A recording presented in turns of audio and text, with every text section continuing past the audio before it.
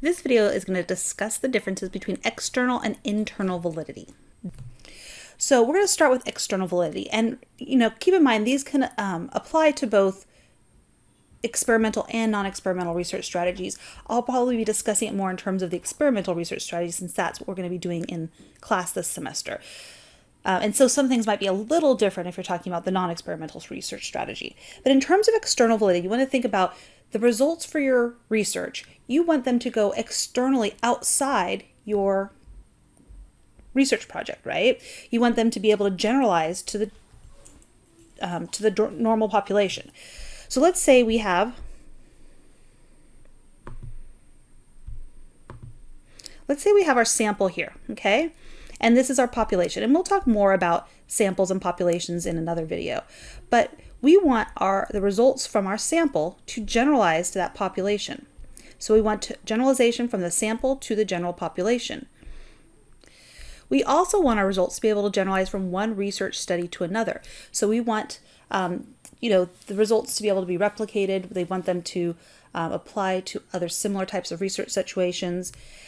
And we also want them to generalize to real world situations. And this is sometimes where the experimental strategy may fall short, because if you think about something in the confines of the lab, may not actually apply to a real world research, a real world situation.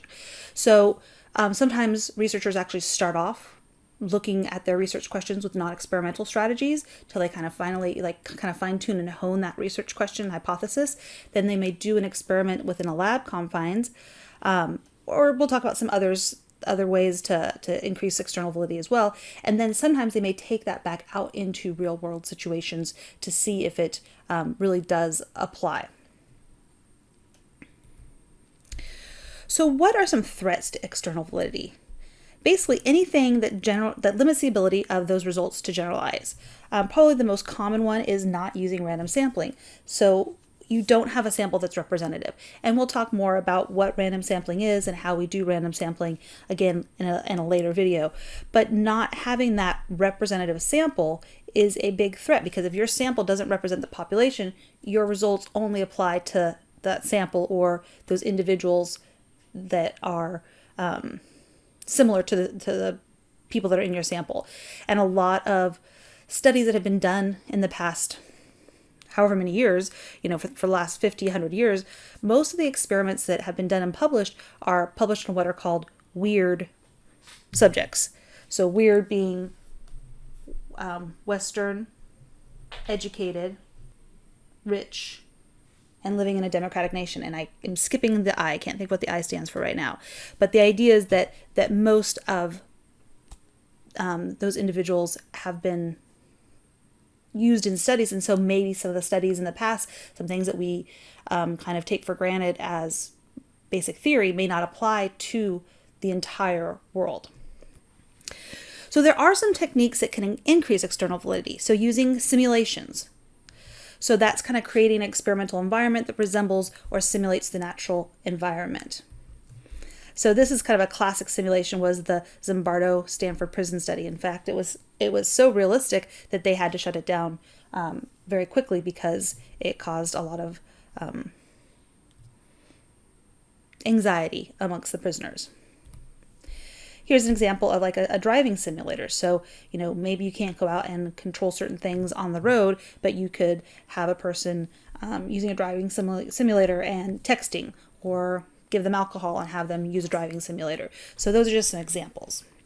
Another example are field studies. So a field study is an experiment that's conducted in a natural environment.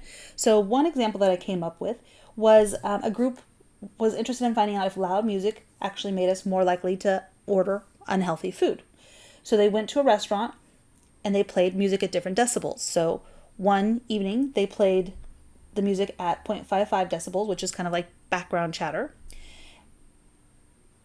Another time they played it at 70 decibels, which is more like a vacuum cleaner. And basically what they found was that people were 20% more likely to order unhealthy food when the music was at 70 decibels. So again, there's two different conditions here. The level of the music. They're not necessarily randomizing the people, unless, they have people coming into a restaurant and you put them in different rooms and had the music playing at the same time in different rooms or something like that, you could actually manipulate it.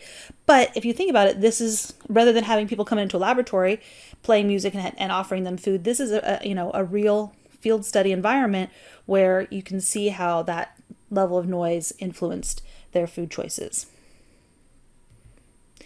So now we'll turn our attention to internal validity. So internal validity is within our experiment.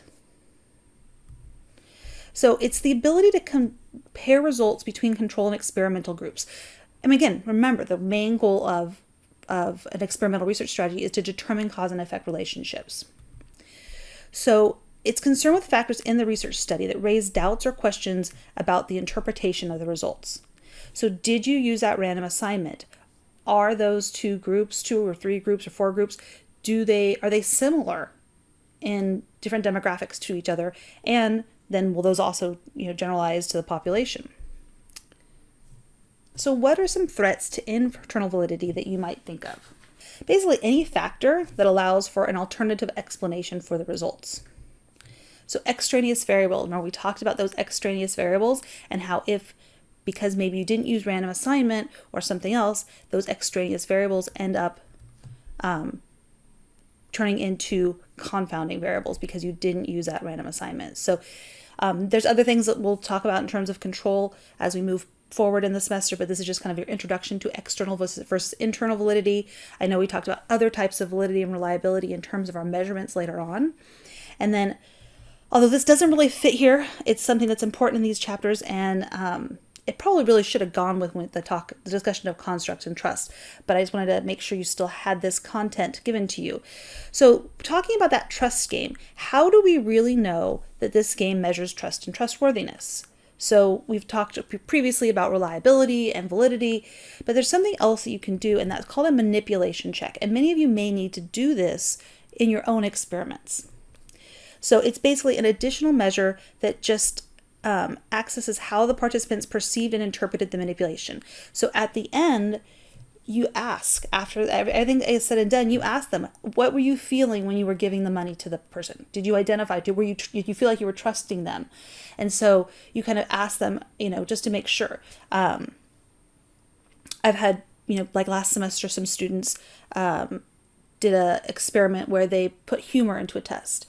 And so I suggest at the end, maybe you should see, did they really find that did the people notice the humor in the test, or if you're showing two images and one's supposed to make you kind of anxious and one's supposed to be calming, you should probably ask the participants afterwards, what was your view of the picture, and to make sure that what you feel is really about what you're putting forth is really what is being measured.